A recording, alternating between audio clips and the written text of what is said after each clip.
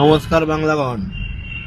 আমাদের মেসিকে আনতে মেসি নিয়েছে ভাই 150 কোটি টাকা, ঠিক আছে?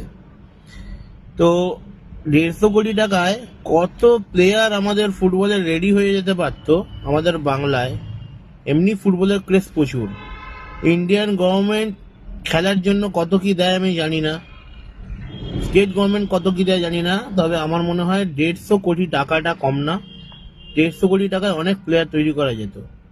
রইল কথা মেসি, হ্যাঁ মেসিকে আনা হয়েছে, ভালো হয়েছে, কোনো অসুবিধা নেই। কিন্তু আমাদের মতন দেশে 150 কোটি টাকাটা মনে হয় বেশি, ঠিক আছে? আর আলটিমেট ক্ষতিটা কার হলো? আমাদের মতন নর্মাল লোকেদের। এই এত ভাঙচুর, এই হয়েছে ওই হয়েছে, এর পয়সা তো আমাদেরই ট্যাক্স থেকে যাবে, সরকার তো আর পকেট থেকে দেবে না। আমাদের ট্যাক্সের টাকা দিয়েই আবার হবে। দেখুন আবার দাম ফাম না বাড়ে জিনিসপত্র।